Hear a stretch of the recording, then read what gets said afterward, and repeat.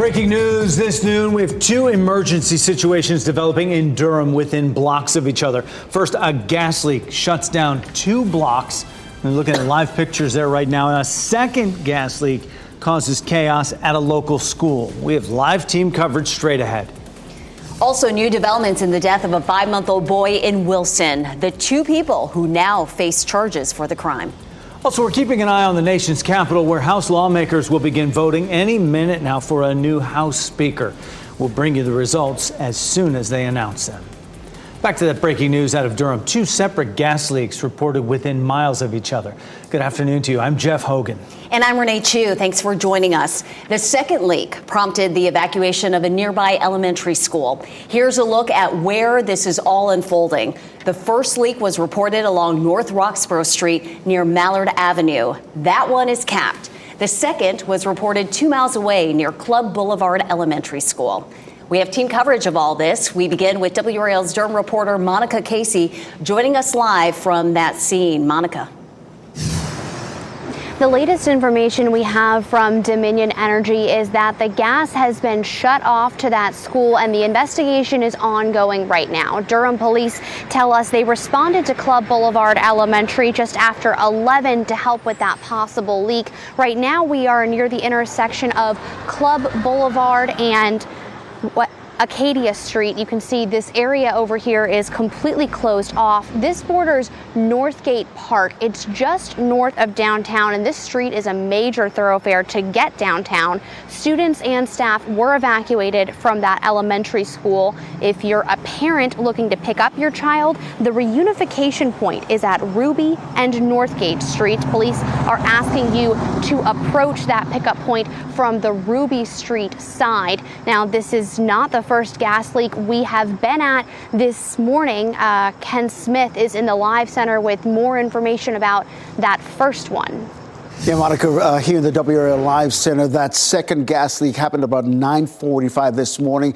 Take a look at North Roxborough Street, the video that we just got into our newsroom near Mallard Drive. An evacuation order was issued as a result of that leak. It took Dominion crews about an hour to cap that leak. Now, the gas company says crews digging for construction hit a 2-inch main line. The gas has stopped leaking, and now crews are focused on making repairs, much to the relief of nearby neighbors. We were lucky that this dog park is right here because the dogs got to run around. They had a better morning than average. Definitely a good attitude to have considering the disruption to their day. Neighbors, again, are being allowed back into their homes. This section of Roxborough, North Roxborough Street remains closed right now. We'll continue to monitor this story and bring you any updates here in the WRAL Live Center. Thanks for that. So we have new charges in the case of a Wilson mother accused of murdering her 5-month-old son. Alyssa Kucharski's boyfriend, Taylor Lucas, is now charged as an accessory to the murder of Kucharski's 5-month-old son, Ragnar. The child was found dead at Lucas's family home in Lucama, September 28th. WRAL's Keenan Willard is outside the Wilson courthouse, where both faced a judge for the first time. Keenan. And Jeff, just within the last half an hour, we got our hands on these arrest documents, the actual warrant for Alyssa Kucharski in this case for murder, felony child abuse, and concealing or failing to report the death of a child. This document accuses Kucharski of inflicting serious bodily injury and suffocating her 5-month-old son. Now, Kucharski was visibly emotional while the judge was reading this document in the courtroom, shaking her head while he described each one of the charges listed in this document. Now, here's everything that led up to this, starting back on September 28th, the date of this actual incident. Kucharski is charged with murder, concealing the death of a child, and felony child abuse. Wilson investigators say that day, September 28th, they were called to a home on Little Rock Church Road in Lucama and found Kucharski's 5-month-old son, Ragnar, dead. A search warrant from investigators says Kucharski previously had 2 other children taken from her custody by Wilson Social Services. Kucharski told deputies at the scene she put the child down for a nap in an outdoor shed behind the home, and when she went back outside to check on him, he was unresponsive. Another person in the courtroom told the same story and is also now being charged for it. WRAL interviewed Kucharski's boyfriend, Taylor Lucas, at the scene that day after Ragnar's death. He said after Kucharski found the child, he tried to perform CPR on the boy and then told the mother to call 911. Today, court documents say Lucas is charged with accessory to murder after the fact and lying to investigators at the scene about what exactly happened. Wilson investigators say they were called to the home by Wilson Social Services, not by Lucas or Kucharski, and that when deputies arrived, the child had already been dead for some time. Now, no final official cause of death has been listed yet by Wilson investigators or court documents, pending an autopsy being conducted on the body of 5-month-old Ragnar Kucharski. At this point, no bond has been set for Kucharski. Taylor Lucas is facing a $100,000 secured bond. They both took court-appointed attorneys here this morning. Jeff. Certainly disturbing details coming out of that death. Keenan Willard live outside the Wilson County Courthouse. Keenan, thank you. North Carolina Highway Patrol is investigating a crash involving a car and a school bus. It happened around 7:45 this morning on Cleveland Road in Johnston County. The bus was carrying 25 students and was headed to Swift Creek Middle School when a car rear-ended it. None of the students, staff, or people in the other car were hurt. The bus was able to continue on to school. No word on charges. And happening now in the WRAL Live Center, we're following some breaking news. For the first time, we're hearing from the Durham man accused of driving his black Mustang the wrong way during the Hillside High School homecoming parade. This happened over the weekend. Well, in the last half hour, 23-year-old Jerry Brooks spoke with our Chelsea Donovan. This is video of that incident. You can see the black car right there, captured on cell phone video. You can see it driving the wrong way on that street during that homecoming parade. Brooks was the driver of that black Mustang that drove the wrong way, almost hitting some participants, including a Durham City councilman with whom we spoke a couple of days ago. He told our Chelsea, quote, "I was just trying to make it home." That's about all he would say, since he says this is an open case and didn't want to say any more. Now, earlier, Brooks's father talked with our Chelsea Donovan by phone, calling his son a good young man who was taking classes at Durham Tech. He called this an unfortunate incident. Again, no one was injured in that incident over the weekend. Brooks faces a number of charges, including reckless driving, assault with a deadly weapon, and other crimes. This is a story Chelsea Donovan will continue to work. Look for new reporting starting at 4 right here in WRAL. Now to the war in Israel, where leaders say they will allow humanitarian aid into southern Gaza, but will stop it if Hamas intervenes. Israel has vowed to wipe out Hamas, the Islamist group that controls Gaza, in response to the October 7th terrorist attacks that killed 1,400 people. At least 3,000 people have been killed in the Gaza Strip since last Saturday.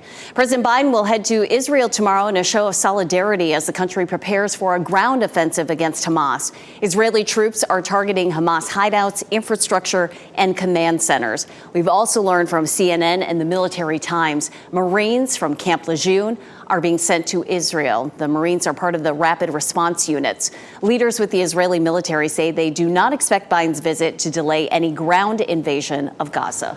Police in Belgium shot and killed a Tunisian gunman suspected of killing 2 Swedish soccer fans and injuring a third.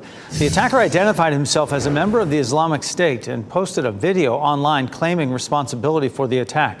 But a Belgian federal prosecutor said there was no evidence the attacker had any link to the renewed conflict between Israel and Hamas. The gunman unsuccessfully sought asylum in Belgium in November of 2019 and was living in the country illegally. Investigators believe acts in Sweden against the Quran may be a motive. Here at home, we are working to learn more about a shooting in Clinton that sent one person to Wake Med. It happened on Quail Run Lane Monday night. One person is in custody. We'll make sure to update you both on air and online when we find out more about this investigation. Today, we will find out if a road project we've been talking about for years will even happen. The Six Forks Road Improvement Project in Raleigh would widen the road north of North Hills to make it less congested and ultimately safer to travel. WRAL's Kelsey Coffey explains the hefty price tag that could put the brakes on this project. We've been talking about this widening project for a really long time, but the biggest update we'll get from discussions today is all about the cost. We're on part of that 2-mile stretch that's a part of the widening project right now, but if you take a look at your screen, you'll see a view of the entire widening project from North Hills to Lynn Road. This project is going to be a lot more expensive than what the city originally planned. The original plans for the project were estimated to cost $31.3 million. The new estimate is $119 million. That leaves nearly a $73 million funding gap. Today, we'll find out if moving forward with the project is even an option. The city might be able to make smaller improvements, but the full widening project may not be possible given that hefty price tag. So we'll find out more about how the city is going to move forward when City Council meets this afternoon at 1 o'clock. Kelsey Coffey, WRAL News in Raleigh. Right now, Raleigh City Council members are discussing the future of $275 million worth of parks projects as we look live at Dix Park. City Council is meeting to get an update on construction plans for those projects. They're hearing a request to repurpose two of the existing buildings at Dix Park. WRAL's Matt Tallhelm is at that meeting. He'll have an update in our later newscasts. And we're following some breaking news from Capitol Hill here in the WRAL Live. So I want to take you right now to this live picture inside the U.S. House of Representatives right now. They're holding a roll call to make sure that all the representatives are seated for what will be to make sure that they have a quorum in order to vote for a new Speaker of the House. Now, the Ohio Representative Jim Jordan secured the nomination after House Majority Leader Steve Scalise dropped out of the race. Again, what you're looking at is a roll call to make sure that the U.S. House of Representatives have a quorum in order to go ahead with this vote to elect that new Speaker. Again, that nomination going to Ohio Representative Jim Jordan. Now, he can only lose 4 Republican votes, but dozens have said that they're unsure if they'll support him. 217 votes are needed to win that gavel. Keep in mind, it took 15 votes for the former Speaker, Kevin McCarthy, to be elected. Again, we're looking to see if they will have a quorum, which they probably will have a quorum. We will continue to monitor this story. When the voting starts, we'll bring you the results during our newscasts here on WRAL. Ken, thanks. Every day is a great day at the North Carolina State Fair, but today is extra special for our seniors. That's because admission is free for anyone 65 and over. And an added bonus, there was a special Bojangles breakfast. WRAL's Brian Schrader just wrapped up his meet and greets at the WRAL tent. He joins us live now from the fair. And Brian, we like to say that you're an old soul trapped in a young person's body. So I feel like you're feeling right at home there at the fair today. These are my people, but these seniors definitely have a lot more energy than I do out here today. They are having a great day at Senior Citizens Day at the State Fair. Of course, there's something for all ages here, including the young, but it is a special day, as you mentioned. Free admission for senior citizens. This morning they had free breakfast from Bojangles, and they have this fun fest going on. They've got music and all kinds of giveaways. It is a special day out here, and we talked to one fairgoer who really loves Senior Citizen Day. Every year that we have an opportunity, we try to come to Senior Day because they have a lot of things specially designed for the senior citizens. They do indeed. Now, if you can't make it to the free admission today for Senior Citizen Day, you want to come tomorrow or another time during the fair. If you're 65 or older, the tickets are $5 for admission into the fairgrounds. Tomorrow is Military Appreciation Day. That's always a big day out here with the parade and all kinds of performances. And of course, at the WRAL tent, we're happy to meet you. We had a great time. Michelle McConaughey and I met all of our viewers who were out here this morning, and we really enjoyed it. I will say, if you're coming this afternoon and you're going to be in the shade, bring a jacket. It is chilly. Back to you. Looks like it. Brian, just trying to keep up with those active seniors out there and all those wonderful viewers coming by. Free day for them and $5 every other day. Good deal. Brian, thank you. Next at noon, a North Carolina native is back home, successfully getting out of Israel. Hear her story of how she escaped from a war. Also, new laws for ghost guns, what the Supreme Court has decided the government can do if you have one. Plus, looking to fill vacancies in Durham public schools, the jobs available, and what the district is doing to fill them. Elizabeth. And Brian definitely had some great advice. It's beautiful at the State Fairgrounds right now with lots of sunshine, but it's cool. I'll show you when we'll start to see our temperature is warming back near normal coming up. Download the new WRAL streaming apps on Roku, Fire TV, Apple TV, and Android TV.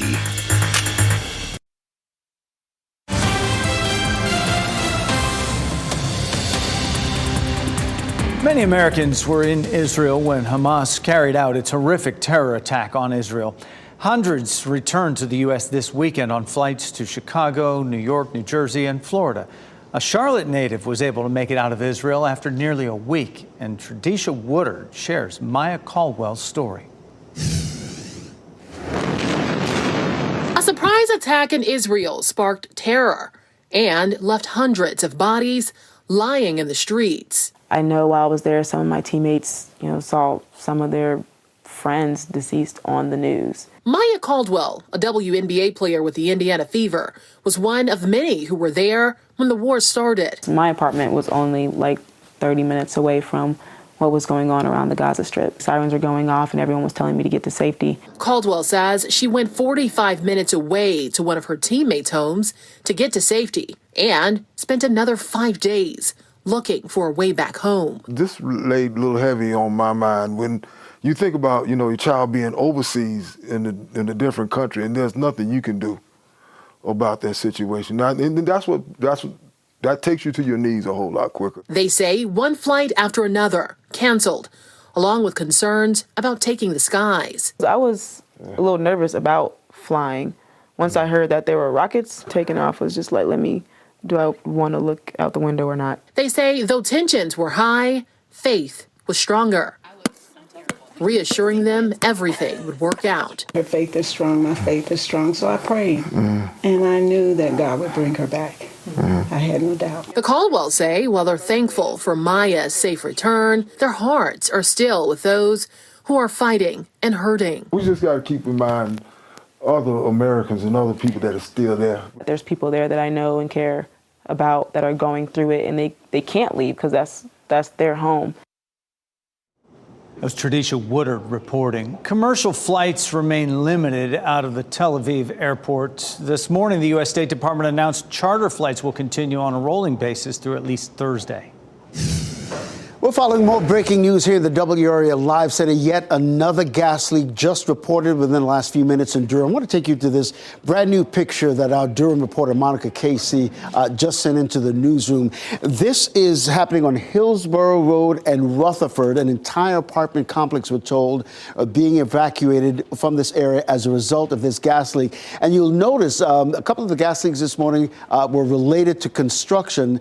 Monica Casey, of course, will be live at 12:30 with an update. But here's what we know so far. This gas leak is happening on Hillsborough Road and Rutherford. An entire apartment complex is being evacuated as we speak. And if you notice in this video, there's some construction going on. And one of the gas leaks earlier was related to a construction company digging and hitting a 2-inch gas main on North Roxborough Street. Again, that has been capped. But this is a third Durham gas leak that we'll be reporting on. Our Durham reporter Monica Casey will be live in just a few minutes with an update. And as we saw on that map, those gas leaks were just within a few miles of each other. We'll stay on top of that for you. Ken, thank you. Police in Jackson, Mississippi are investigating a deadly shooting on the campus of Jackson State University. Police say Jalen Burns was shot several times. He later died at the hospital. Hundreds of alumni, students, family, and others flooded social media with tributes to the industrial technology from Chicago. The police chief says this is especially hard for him, not only as the chief, but as a father of students at the school as well. When you send your child to college, you're sending them to get an education, not to lose their life. That's something that, just can't even fathom. Burns was a member of Alpha Phi Alpha Fraternity Incorporated, president of the C100 chapter at JSU, and affiliate of the 100 Black Men of America. Whether you build it or buy it, a gun is a gun. The Supreme Court says federal gun laws will apply to ghost guns. The weapons can be made from kits that can be bought online. They don't have serial numbers, don't require background checks, and can't be traced. The decision does not prohibit the sale or possession of a ghost gun kit, but it allows the government to enforce compliance with federal gun laws. The U.S. Supreme Court will not hear a case challenging North Carolina's so-called ag-gag law. The law prohibits employees from making undercover video or audio recordings on farms or other workplaces. Representatives from People for the Ethical Treatment of Animals sued. The group claims the law, as it is written, stopped them from investigating animal treatment in research labs. A lower court agreed, saying the law violates the First Amendment when the recordings are made with the intent of gathering news. North Carolina appealed, claiming the law strengthens existing trespassing laws. I was at the State Fair Friday and Sunday, and now looking at the cameras at the State Fair. It looks so beautiful out there. Elizabeth, I want to go again. It looks gorgeous, doesn't it? It looks so pretty out there when Brian was showing us what was happening just a few minutes ago. We're looking from the Dorton Arena down through what's typically sort of the kiddie ride area. Lots of people, almost everybody wearing a jacket or a sweatshirt, even with all that sunshine. Our temperature right now is 64, and we'll only climb into the upper 60s this afternoon. And as Brian was saying, if you're in the shade, it does feel a little bit on the chilly side, but pretty out there. Again, lunchtime temperature right now 64. And we're looking at our temperature climbing up to 67 this afternoon. We'll drop it down into the 50s before the fair closes for tonight. Right now, it's still in the 50s in Roxborough, looking at 59, 62 Southern Pines, 65 in Goldsboro, 65 degrees in Rocky Mount. So it's a cool start out there, but a little bit warmer than it was this time yesterday. In some places, we're anywhere from 3 to 4 degrees warmer than we were at noon yesterday. Around town, looking at 67 in Raleigh, 66 in Durham, and 69 in Fayetteville. So it stays cool today. We had that chilly air mass that rolled in on Sunday, and it's just been parked here ever since. Gradually, we begin to see a shift. We're going to see some warmer air pushing in. It's not going to be a dramatic change, but we'll see temperatures climbing on up into the 70s tomorrow through the end of the week. But by Saturday and Sunday, another push of chilly air starts to work its way in, and our highs will get back down into the 60s. Our normal low is 50 degrees for today, and we were close to that this morning. 48 for tomorrow, 49 for Thursday, 54 on Friday. So not a big change in our mornings, and even our afternoon highs will jump some, but not dramatically. 73 is our normal high, so we're a little below that today. And then 72 Wednesday, 73 on Thursday, and 70 on Friday. We are looking at some slightly cooler temperatures behind Friday's front, and Friday's front is likely to bring us some rain. Once we get past that into next week, we have a good chance of above normal temperatures. Again, that takes us almost to October 31st, almost to Halloween. Probably folks have mixed feelings about that, but if you have a kid in a costume, it's kind of nice not to have to pull out the coats, and maybe that's the way it will go. We'll, of course, be taking a look at that as it gets a little bit closer. Watching Friday's front. Right now, it looks like it's moving a little faster than it did yesterday. That means we could see some rain during the evening, maybe starting as early as dinner time and then continuing overnight, but ending fairly early on Saturday. Coming up in just a few minutes, we're going to walk through Futurecast and show you the timeline, at least what we're looking at right now for Friday. Again, it does leave the weekend nice and dry if you're going to be out at the State Fair, and I know a lot of you will. The weather looks nice, but sweatshirt weather. Elizabeth, thanks. Well, today on our news, starting at 4 or 5 on your side, tackles a question we've all asked ourselves. When you make that big purchase, is it worth it to get the warranty? Keely Arthur breaks it down for you today on our news at 4. And Raleigh received a federal grant to teach communities about climate change. Today at 5:30, we'll show you what part of town feels the impact the most and the next steps in that community. Netflix appears to be taking aim at video game industries, the move that it hopes will make the streaming giant the alternative to Sony and Xbox. Also, women who use chemical hair straighteners have a higher risk of developing certain cancers. Now the FDA is taking action to help keep them healthy. When a proposed ban on products could take effect.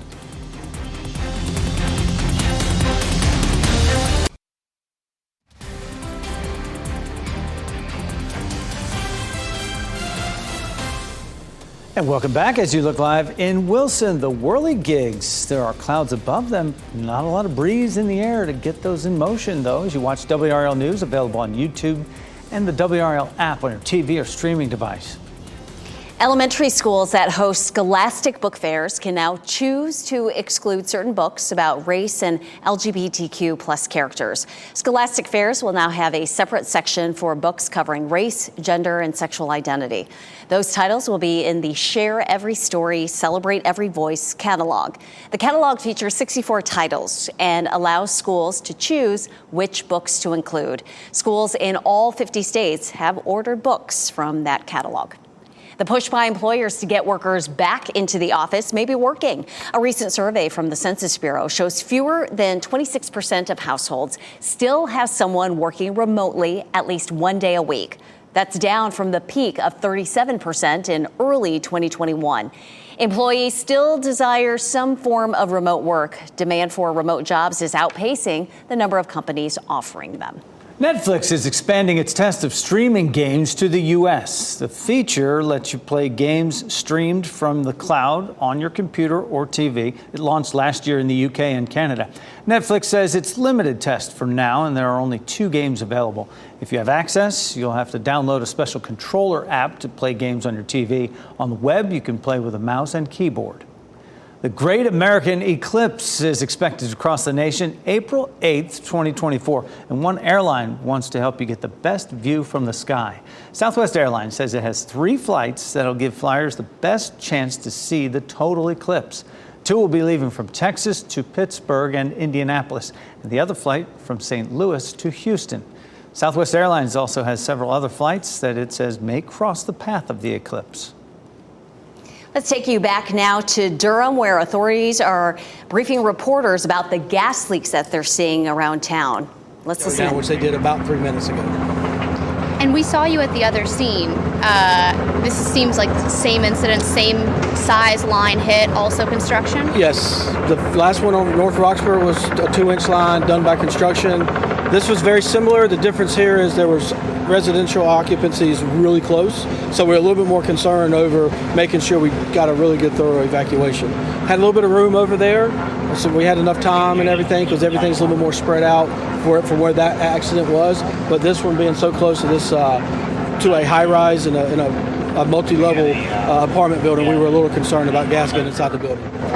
We see a bunch of residents waiting out here. Are you about to give the all clear soon? Or we are trying to give the all clear. We evacuated, we're estimating about 40 to 50 people, and we are walking through now. The gas has been shut off. Dominion Energy is now trying to do the repair, and we're just walking through the building with our gas meters, making sure we don't have any residual gas. And as soon as that's clear, we will be letting them back in. And at this morning's first one, there was maybe some work that needed to be done to fix the sidewalk and stuff like that. Was there any digging that had to be done here? This was all dug by hand because it was a little bit bigger of a construction site. So it was not, they didn't have to dig up in multiple different directions like they did on North Roxborough. We're having some of these problems. I mean, it's construction, professional construction, right? Yes. It's not like somebody digging in the backyard. No, these 2 today have been backhoe operators digging dirt to do whatever there is when they're building these buildings. But do they not know the line is there? I mean, they're supposed to be marked, and from what we can tell, they're all marked. And what's causing the breaks, it's not part of our investigation. That's more for Dominion to investigate those. Will the street closure, how long will that be? This one shouldn't be too long because this doesn't involve anything. We just want to make sure that Dominion has the ability to fix that line, which it should be a lot quicker here. Unfortunately, they're doing a couple other places across town, and that might be the only delay now is trying to get them over here. Right. So could you just give us one final recap of just what happened with the line, a 2-inch line? There was a construction company digging with a backhoe type of equipment. They hit a 2-inch gas line. They ruptured the 2-inch gas line, which caused the gas to escape into the atmosphere. We were called. When we got here, we could hear and smell the gas. We evacuated. We ended up pulling the fire alarm to help evacuate the building. We estimate about 40 to 50 residents were evacuated. It's been about 30 minutes since we evacuated them. We are trying very quickly to get them back into their apartments right now. And the gas has been shut off? The gas has been shut off. And do you have any information about the incident at the school in between this mornings and this one? We did evacuate the school, West Club Boulevard School. We're still. I was there when this one popped off, so I kind of left that one early to come here. I don't know what ended up happening. When I was leaving, we were clearing the building over there, so whatever situation was, it either fixed itself or it had settled, and we're trying to see if we can get Dominion's over there too. They're down at North Roxborough, and now they're going to be here trying to get all those 3 places back operational. Are there any concerns with the public right now, or what should people do? All the gas has been shut off, so there is no danger. Again, as long as we don't get any readings in this building, there's nothing here, and they'll be able to do everything they need to do with the gas shut off, make the repairs, and then turn the gas back on. 3 of these in one day. Have you ever seen that? Oh yeah, it's not common, but it's not uncommon either. And is there any reason to believe the school one was constructed?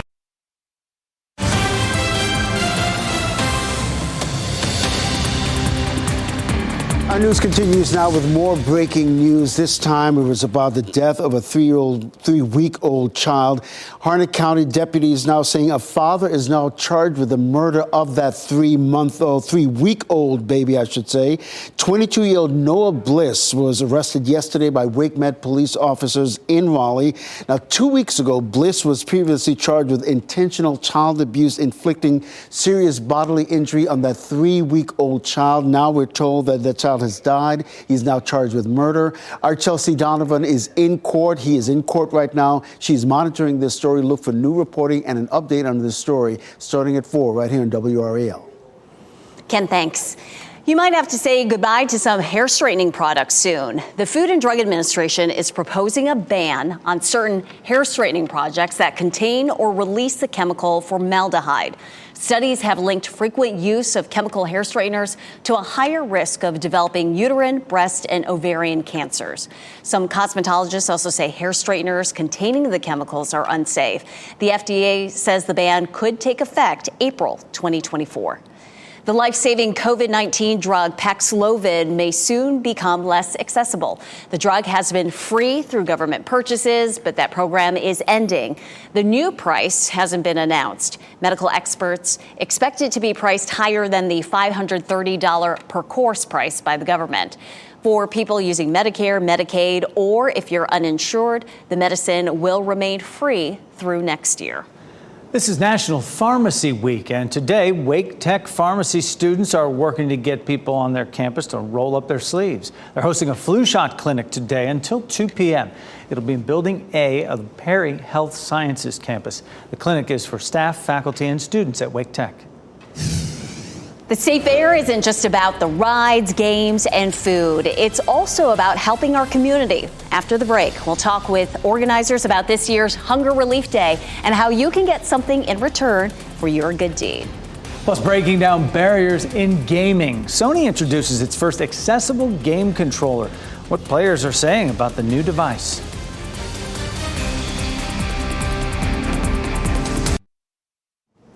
We have an update to breaking news we have been covering during this hour. Club Boulevard Elementary School is dismissing at 1:15 today. This is all in response to the gas leak that is right near the school that we've been reporting on since the top of the hour. There are 3 gas leaks in Durham, keeping them busy over there. Dominion Energy, Police, and Fire in Durham this noon hour. Club Boulevard Elementary School dismissing at 1:15, so make arrangements. Back to our State Fair coverage. If you're hoping to attend the fair without having to buy a ticket, this Thursday is your chance. It's Smithfield Foods Hunger Relief Day. Fairgoers can bring 6 cans of food per person to the fair gates in exchange for free admission. It's become one of the largest annual food drives in the state. Joining us now to talk about the special day is Jonathan Toms, Senior Community Development Manager with Smithfield Foods. Jonathan, great to see you, and I love that we're talking about it today. Thursday is Hunger Relief Day. This gives people time to plan for this, and Hunger Relief Day is always one of the most attended days at the fair. Tell our viewers why this day is so important for those in our community. Yeah, absolutely. Well, thank you so much for having me this afternoon. You know, we are so excited in the lead up here to the Smithfield Foods Hunger Relief Day at the North Carolina State Fair. And as you mentioned, there's plenty of time to plan ahead as you're doing your grocery shopping for the week. Pick up those 6 canned food items to be able to join us for free at the North Carolina State Fair. It's an incredible opportunity to celebrate, you know, all of the great things that are happening both in agriculture here in the state of North Carolina, as well as the wonderful work that Smithfield and our friends in the hunger relief space are doing in the community to really make a difference for those who need it most. And Jonathan, for those who've never attended before on Hunger Relief Day, when they go to the gates, they'll see the big truck there as you collect all the canned goods. Walk us through that process. What do they have to bring? What can they bring? Yeah, absolutely. So 6 canned food items, any canned food items of your choice. Of course, you want to put the same things that you would put in front of your own family at your dinner table are the types of things you want to bring to the fair. So we ask that you avoid expired foods or heavily dented cans. But vegetables are great, canned proteins are great, and you'll just walk up to the gates of the fair. Volunteers will be there ready and waiting to collect those donations from you, including many of our Smithfield employees as volunteers. And then in exchange, you'll be able to receive admission and head right into the fair. So it's just as easy as buying a ticket, but costs way less and gives you an opportunity to give back at the same time. It is a win-win deal. And I know you want to collect those canned goods. Do you also accept pasta boxes like mac and cheese or any glass jars? Yeah, so we like to avoid glass because, of course, as the day goes on, we can run into issues of breakage with things like that. Pasta boxes are fine, but canned food items are really the best, especially those vegetables and canned proteins. All right. Head to the State Fair and do some good, and that food will go to families who need it in our community. Jonathan Toms with Smithfield Foods. We look forward to seeing you on Thursday. I'll be out there as well that morning, and thanks so much for explaining to us Hunger Relief Day. So folks, look in your pantry or go shopping and go Thursday to the State Fair. Thanks, Jonathan. Thanks so much. Free admission and Renee. I mean, you get it all Thursday. Members of the WRAL staff would also like to meet you while you're at the fair, so this is the schedule. Be sure to stop by the tent, say hello. Peter Sherwood and Gerald Owens will be out there at our booth from 2 to 3 this afternoon. So it's coming up in just a little while. Then tomorrow morning, you can visit meteorologist Elizabeth Gardner, the main attraction. I'll be out there as well as her sideshow from 10:30 to 11:30. And then you can come back and have a chat with Kat Campbell, and Brett Neese will be out there from 2 until 3 p.m. And so far this week, we've been getting blue ribbon weather as far as all the sunshine, the blue skies, just a tad on the cool side, but nothing that a jacket won't fix. Yeah, we saw Brian in the shade, and he was a little chilly, and that's just fine. Elizabeth Gardner, now our main attraction here at noon. What, are you trying to get me to buy you lunch tomorrow at the fair? I mean, what is this all about? High praise right here, huh? Whatever. I'll talk to you later. Goldsboro is gorgeous this afternoon, looking at sunshine, the big, beautiful, puffy cumulus clouds, Apex looking pretty, Chapel Hill, courtesy of Top of the Hill Restaurant, and of course our newsroom there in Fayetteville. It looks beautiful all across the area. The next 3 days at the fair look phenomenal. Our temperature this afternoon, 67, tomorrow 72, and Thursday 73. So some pretty weather. And if you're headed to the fair on Friday, the daylight hours look fine. Once we get closer to dinner time, closer to sunset, we're probably going to end up with that potential for some rain. So we're going to be walking through that for sure. We'll jump on ahead and take a look at what's happening right now. We do still have our flow coming out of the north, which is keeping our temperatures in the 60s right now. But the next thing that happens is we see a low that develops to our north and starts to drop in from the north and west. And so that's going to have a cold front associated with it. That front is what will move across our area on Friday. We'll pause it here at 6 a.m. on Friday. We're dry between now and then. During the daylight hours Friday, we're nice and dry. But notice what happens around 6 or 7 o'clock. We start to see some of that rain pushing in from the west. So around dinner time, it may be a bit wet, but it moves out well before sunrise on Saturday. So it looks like Saturday should be rain-free, especially by sunrise. Now, we get into the high-resolution models starting tomorrow, and so that gives us a little bit more definition. We're able to time it out just a little bit better. So make sure that you check in with us again tomorrow as we have that new information to share with you. But for now, it looks like Friday evening, Friday night, about a 50% chance of rain, but it moves out early on Saturday. So keep that in mind as you're making your plans. Not rain, but snow is what we saw yesterday morning up in Bryson City. This is from Explore Bryson City, which is their tourist division there in town. Beautiful fall color and then some snow. Not enough to cause any problems for anybody, but it was absolutely beautiful. Not just Bryson City, which is southwest of Asheville, but all along the highest elevations of the Blue Ridge, we saw some snow.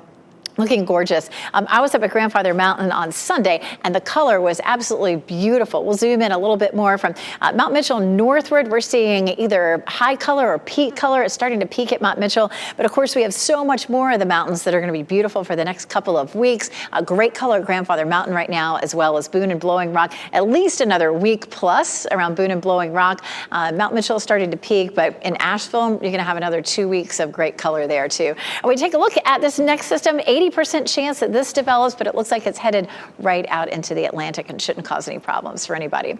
Checking our temperatures, climbing into the 70s for the next couple of days. Then we'll have that front on Friday. Highs will be in the 60s over the weekend. It's probably the greatest gift that I've been given in a long time. Sony is introducing a new controller it says will make gaming more inclusive. Hear from accessibility consultants.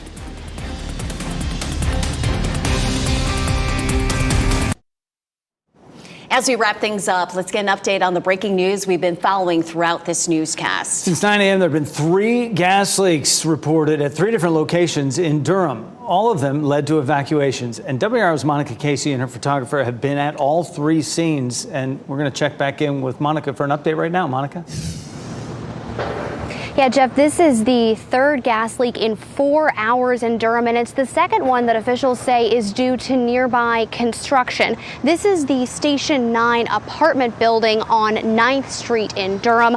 40 to 50 residents were evacuated from here. They were able to go back inside about 10 minutes ago. The Durham Fire Department says the gas is still shut off. In the case of that earlier gas leak at the elementary school, Dominion Energy says they are still investigating the source of that odor. That school is dismissing early at 1:15. Renee and Jeff. Monica Casey live in Durham. Monica, thanks. Sony is making gaming more inclusive with the new PlayStation Access controller. The device can rest on a wheelchair or on a table. It also features buttons and thumbsticks with different shapes, sizes, and textures, making it easier for people with disabilities to maneuver when playing their favorite games. The company collaborated with accessibility consultants to create this controller. Sony has been working on the controller since 2018, and it is expected to go on sale December 6th. For $90. Introducing the one and only Lola, your future furry MVP, most valuable pup. At 2 to 3 years old, weighing in at a delightful 51 pounds, Lola is the perfect mix of adorable and athletic. As you can see, she loves playing soccer.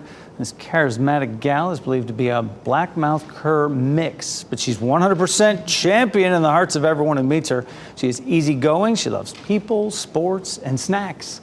You can visit redbarnrescue.com to learn more about Lola. We appreciate you spending time with us this noon. Now go out and enjoy this gorgeous weather. NBC News Daily is next on WRAL, your next local news update in 30 minutes. You can also get breaking news updates anytime with our WRAL News app. Enjoy. Keep watching WRAL News over the air channel 34 and Spectrum channel 1257.